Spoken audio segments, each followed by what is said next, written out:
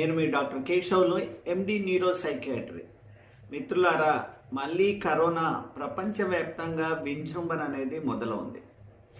గతంలో వచ్చినంత తీవ్రంగా లేకపోయినా, గతంలో వచ్చినటువంటి వేరేట్ల ప్రభావం అంతా లేకపోయినా, బట్ కరోనా ఈజ్ కరోనా.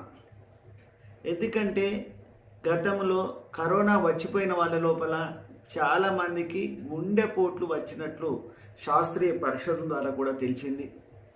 కేవలం సడన్ హార్ట్ అటాక్లే కాదు, తర్వాత కాలంలో కూడా గుండె సంబంధిత జబ్బులు వస్తున్నాయి.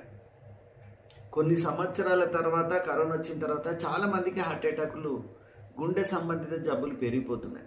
ఇప్పుడు చాలామంది ఏమనుకుంటున్నారంటే, కరోనే కదా, వచ్చిపోతే ఏమవుతుంది అనుకుంటున్నారు. అవును, మీరు అన్నది కూడా నిజమే, మీరు అనుకుంటున్నది కూడా నిజమే. కరోనాతో ఇప్పుడు మీకు ఇబ్బంది ఉండకపోవచ్చు.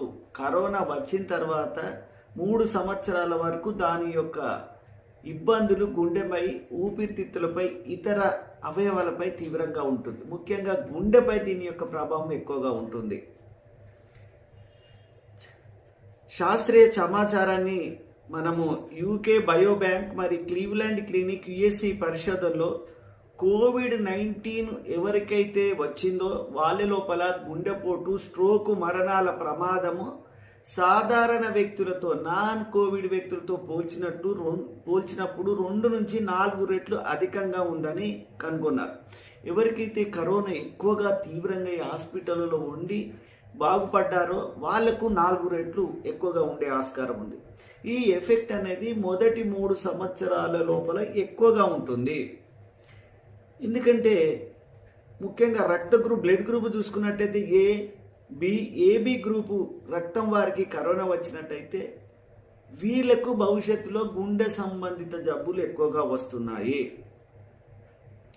ఇది అసలు కోవిడ్ వచ్చేది ఊపిరితిత్తులు కదా, గుండెపై ప్రభావం ఎలా చూపిస్తుందంటే, ఈ కోవిడ్ అనేది ఈ బ్లడ్ వెసిల్స్లో ఉన్నటువంటి లైనింగ్ ఎండోథీలియాన్ని ఎఫెక్ట్ చేస్తుంది.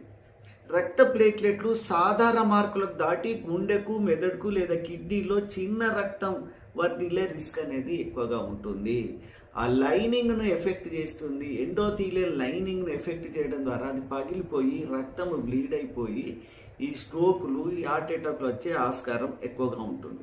ఒక విషయం గుర్తుపెట్టుకోండి, ఎవరైతే కనీసం ఒక్క వ్యాక్సిన్ అయినా తీసుకున్నారనుకోండి, వాళ్ళకు గుండె సంబంధిత జబ్బుల యొక్క రిస్క్ చాలా తగ్గినట్టు కూడా యునైటెడ్ కింగ్డమ్లో డేటాబేస్ తెలుపుతుంది. కాబట్టి ఖచ్చితంగా తీసుకున్న వాళ్ళు వ్యాక్సిన్ తీసుకోండి. వ్యాక్సిన్ తీసుకున్నాక గుండెపోట్లు వచ్చి ఎక్కువ మంది చచ్చిపోతున్నారు అనేది చాలా